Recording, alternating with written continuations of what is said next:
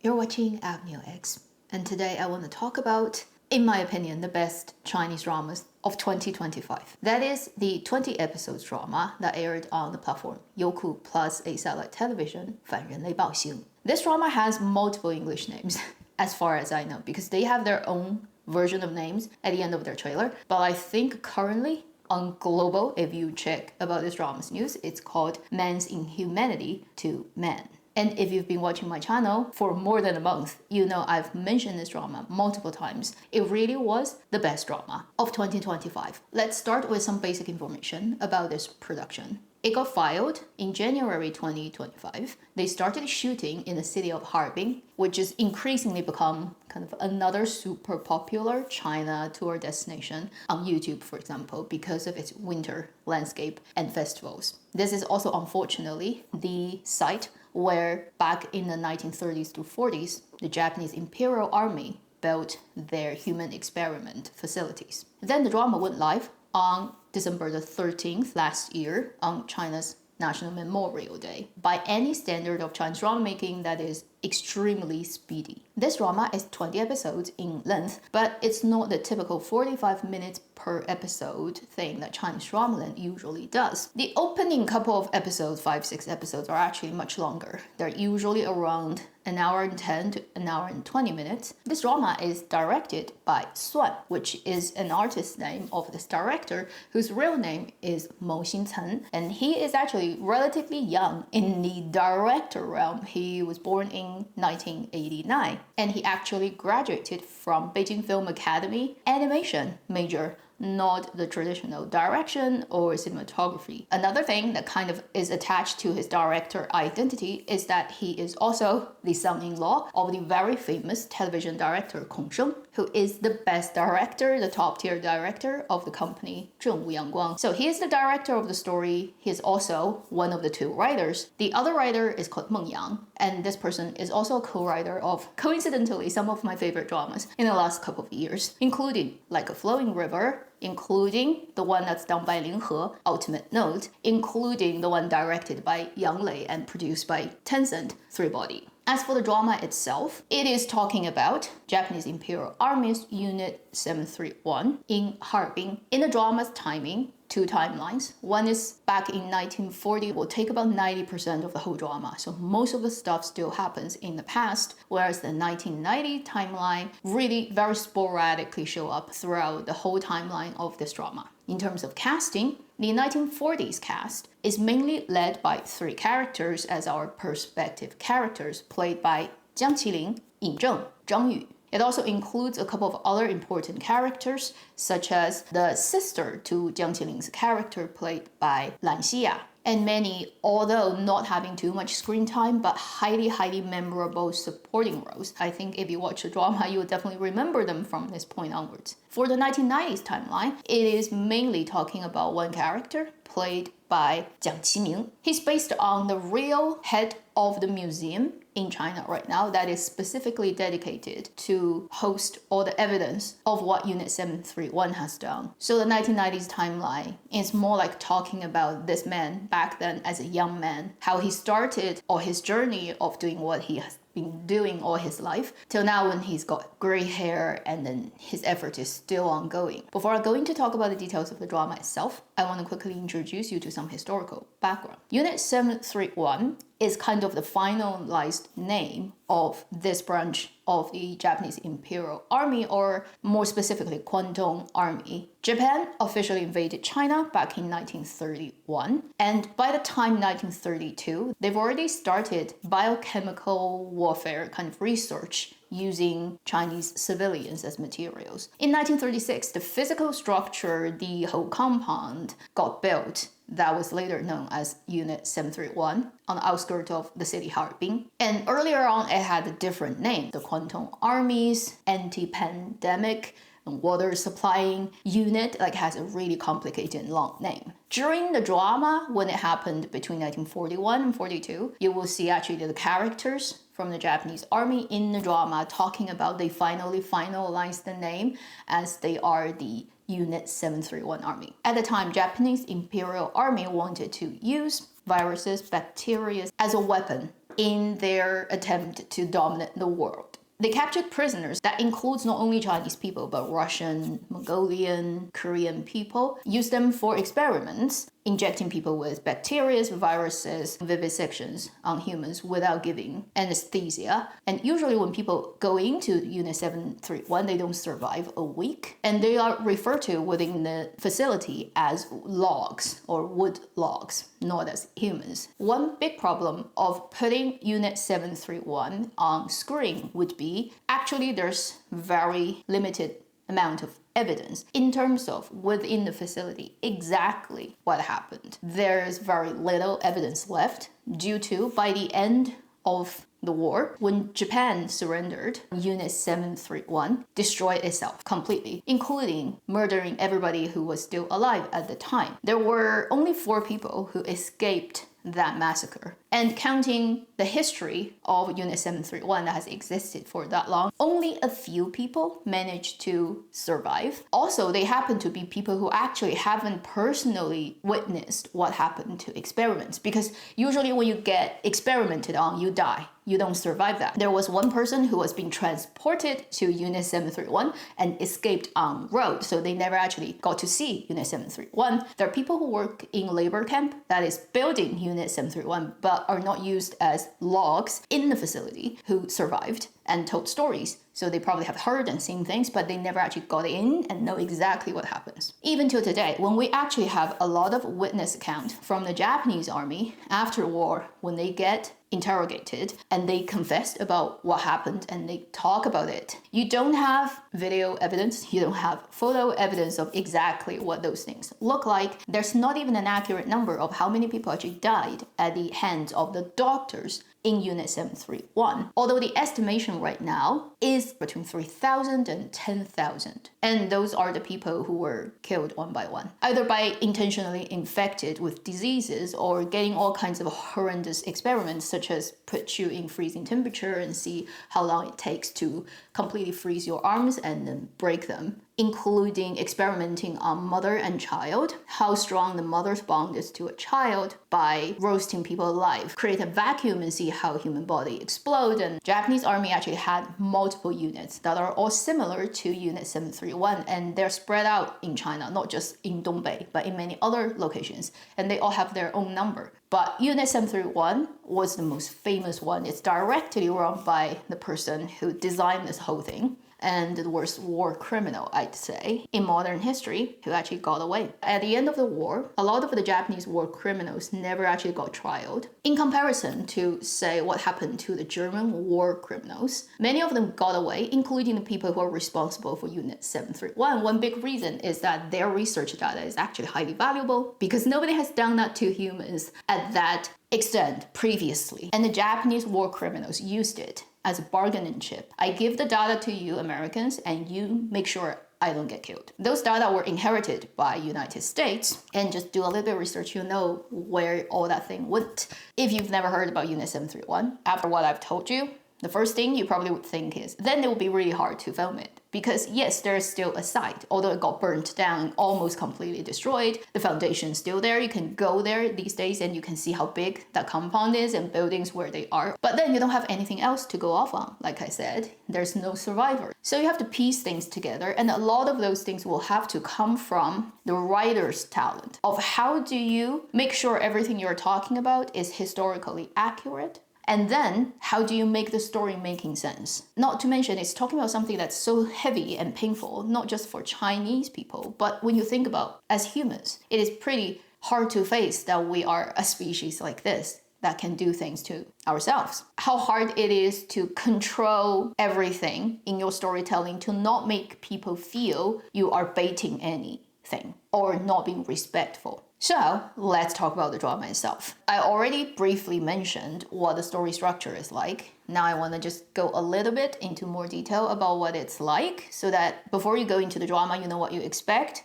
And I wouldn't really spoil anything. I'll just give you some clues at the beginning. Then, because this drama is just very good, I hardly can pick anything wrong with it. I will be talking about what I think is on just production side of things, why this drama is the best in 2025. Then we're gonna obviously finish talking about it more on its meaning and its value to not just dramaland, but also to history and to the broader sense, the general public, education, talking about history, all that type of things. On the structure of this drama, like I said, there's a 1940s and 1990s timeline. In the 40s, we will get into the story with a very typical multiple perspective characters, multiple lines intertwined style. You only have three main perspective characters. First is an average civilian in one of those very poor districts of Harbin, played by the actor Jiang Qilin. He is a transporter, a courier. He owns a horse and he makes a living by transporting goods. So the horse is one of the most important things of his family. He's got a wife who just got pregnant. He's got a younger sister. He's also got a granny who's very, very old, and she's also Mongolian. This is a tiny, very average, very poor family in Harbin. Story starts with he got an encounter with the Unit 731 soldiers. They grabbed his horse. The horse is the family income source, and he couldn't afford that. So he tries every way to get his horse back, and that led him to first got in close contact of Unit 731. Then you have the Xiaodao Xingfu, which is a Japanese character played by Chinese actor Yin Zheng, a director, and he's made documentaries previously, made him famous. He goes to Manchuria, which is the puppet emperor thing during Japanese invasion of China in Dongbei. He is highly brainwashed, I'd say, and highly idealistic about the Japanese empire. And in the process, he got in contact with people who got infected. He eventually ended up actually being able to film documentary for Unit 731. And he has this drive as a filmmaker, documentary maker, who wants to find out what happens. And he really cares about reality, but also he tells lies to himself about what is the reality of what Japan was doing at the time. So this is the most complicated character in the story and really interestingly written and played, and Yin Zheng did a fantastic job. Then you have the third perspective character played by Zhang Yu, who initially would think he's also a Japanese character, but later you'll find out he's more complicated, but I will not spoil that for you. He is recruited in Japan because he's the perfect person. He can speak very good Chinese. Also, he is a professional painter. He actually is a painting teacher at school, and his skills and colors of perception is very accurate. And they hired him to work in Unit 731 because at the time, photos are black and white. It is just not economical to actually get color photo at the time. So they hire a person to actually paint infected bodies, for example, wounds, all kinds of things in their real color so that it can be used as a reference. You will see how he quickly deteriorates, like psychologically, when he knows what he's doing and can't deal with it, plus his complicated background, and you'll find out later in the drama. So that's another very important insider perspective on Unit 731. And then the 1990s light, played by Jiang Qiming, would be this young man who started working and collecting evidence in the 80s, 90s, working under a previous generation of people who are trying to collect all the evidence of Unit 731, and his journey of meeting support and people from Japan who wants this to be also dealt with correctly, and their effort throughout the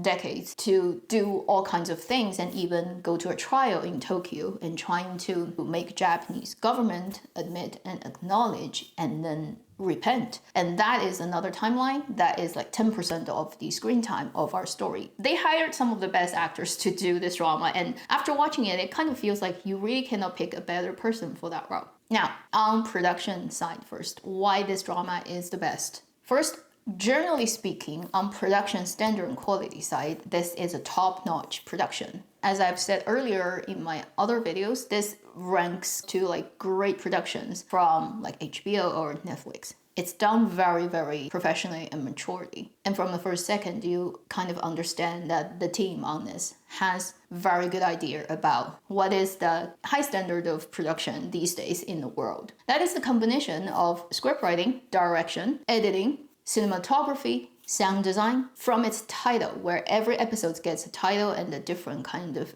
graphic design, to they actually went on site of Unit 731 and recorded a lot of samples of metals, concrete, the natural sound, and design them into the tracks and background ambience and all kinds of really creepy like sound of things. It's not only just the attitude thing that they did it, but also actually creatively, those sounds were used very, very cleverly and skillfully into the drama. You probably will not immediately know what they're doing, but the atmospherical thing gets really well represented in the soundscape of this drama. I would say this drama is the most looking like a film drama. It's just 20 episodes long film that I've come across in 2025 from China. And it's not just like you have grains or you have a particular filter or the way you lit the scene that makes you feel like that. It's a lot to do with how they set up cameras, how they use very symbolic visual languages, how they edit and paste things. It is much more cinematic than usual dramas. The second thing I really, really like about this drama is it is a multiple person perspective story.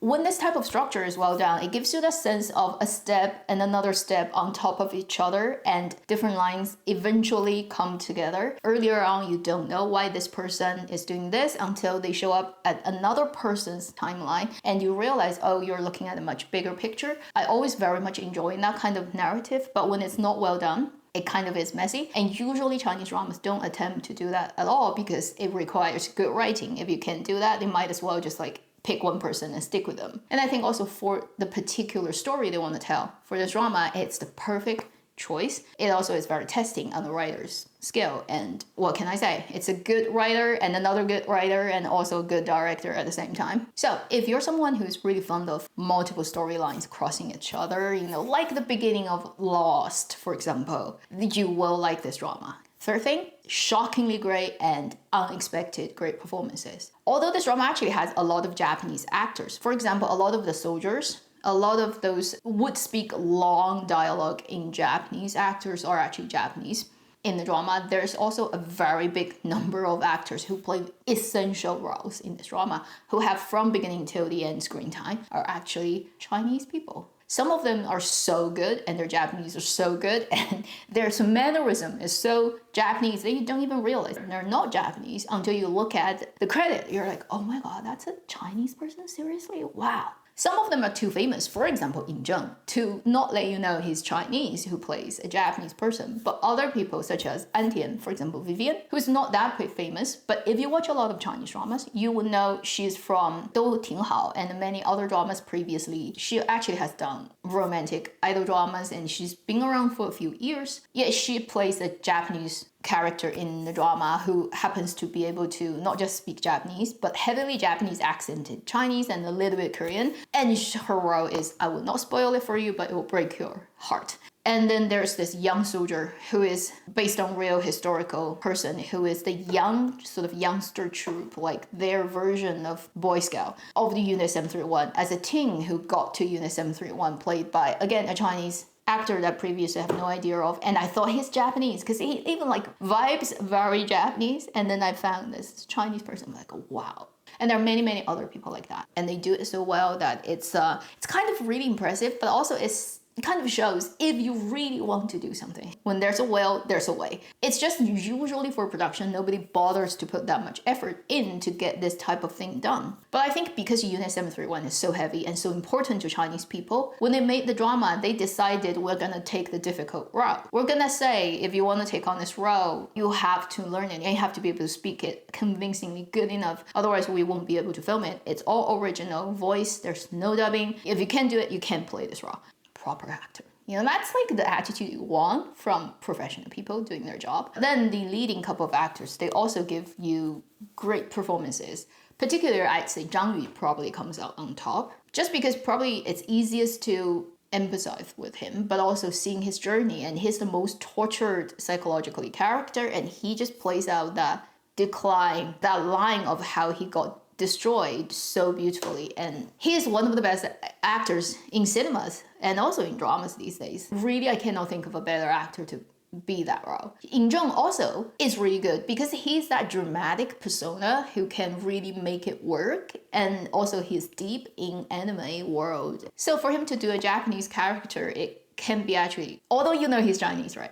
It sells, it actually makes sense. Jiang Qilin's character probably is not the most attractive main character because he's very passive. The biggest kind of active thing he can do is still meaningless towards the big system and machine that he is facing. A very realistic lens on somebody like that, who is just a not educated, average guy who's poor, who has no idea about what goes on in the world, and how far can you hope that he can progress within a year's time or within the story's time and make some heroic magic happen. I really highly appreciate pretty much everybody's performance in this drama. I really cannot think of anybody not actually doing a good job. On performance level, casting level, it just constantly surprises you. Then, I don't know if it's the fourth point or so, but just as a story, it's gripping. It's slow, but it's gripping because right from the beginning, you know the threatening thing is Unit 731 and the fact that they can do that to other humans. Fear of death by invisible enemies. As humans, we are biological form, and then bacteria, viruses, you can see them, you don't know what has touched you, whether you've infected something, and then when it happens, it's horror movie. Early on in this drama, it does show you anthrax and also bubonic plague and how it eats up a person, and the cosmetics and is incredibly well done, and it scares the shit out of you. You can think of the early episodes as like those pandemic movies. You've seen like a disease that infects the whole world and everybody dies, you know, the type of movies Hollywood likes to make. It has that vibe because you know like it's looming on the horizon. You just cannot see it, but the fear of like dying from those things is real for every human being, and the drama captures that with its visual and sound language so well. And later, as you get to know the characters more, it switches to a lot of people's struggle of when they see what happens, how they deal with like how they justify that in their head and how it tortures them, how they go back and forth between what is the right thing to do, what is the brave thing to do. And it will lead to certain very heightened emotional point that I don't want to spoil to you, but towards like say 75% towards the end, a couple of things will happen, for example, for Zhang Yu's character and then for Yin Zheng's character. It's like the kind of highly emotionally kind of charged and released moment that you look for in dramas and movies. And you're like, wow, that is like what I go in for because it's so impactful. Other places, it might be slow, but it never is redundant. It doesn't have filled up things, and definitely no useless romance, as you know, this is life and death story from beginning to the end. It's showing like the complicated human nature, and also the fact that when you as an individual, no matter how good or bad or like neutral you are, when you get completely kidnapped and rolled into a snowball of a ruthless machine and system, how individual becomes completely powerless and then becomes eventually consumed by that system. And that's a very well studied psychological phenomenon that can happen, and it has happened many times in human history. I think this drama also shows you how the system is actually indiscriminatory towards its own people, but also people in their turn as materials and as enemies. The last thing would be, if you are a fan of a highly symbolic cinematic language, which is not the thing for everyone, going to more surreal zones of like visual media, this drama probably is the most we've seen in 2025, probably even longer time. Because again, most Chinese dramas these days are about romantic stories, fantasy stories. It barely ever needs to go to that zone of let's use visual to maximum. It's a drama, it's a film, it's a visual medium. What if for the whole scene we don't have one line spoken by anybody, we just have a performance, we just have visual symbolism, color, shapes, mise-en-scène in the picture that means things, and if you know how to look at it, interpret that, you know the history of cinema, for example, you're gonna get a blast out of it. If you are a fan of that, this is the strongest thing that has that symbolic meaning in a lot of its visuals. For example, apple. The story starts with the apple on the snow. And if you're in the West, you know what apple represents. The sort of religious symbolic meaning it has, but also it's a red dot on a white.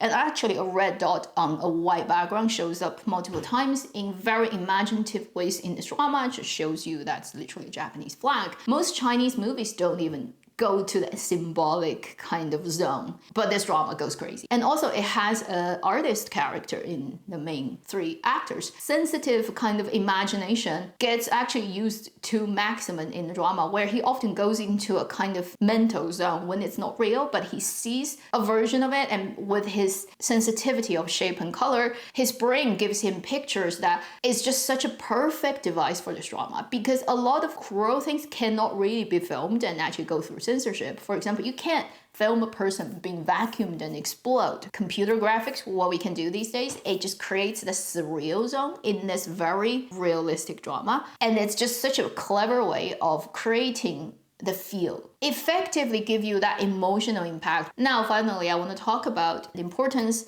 beyond just being a good production. First, this type of thing needs to be made because certain stories needs to be told. It is like the character Jiang Qiming in the drama says, if the victims forget, then how could you ever expect the culprits would admit to what they've done? And the fact is, Japan doesn't want to recognize what they have done in Second World War, unlike Germany. It is still in denial of a lot of things. Asian countries who have been affected by Japanese invasion during the wars, every country knows that. Therefore, it's important for you to not forget. Because this is what they want, right? They want to get away with murder, and you can't just help them get that. For things like Unit 731, actually there's barely any movies, televisions about it because of how sensitive it is. And for whatever reason, in the past, there's barely any production that exists. There was a 1990s movie that was made that I actually watched because everybody has to watch it when they were little, so I did watch it when I was a kid. That scared the shit out of me. But that one is more like a cult movie when you think back about what it is and how they actually filmed the experiments. By any means of like cinematic standard, it is not that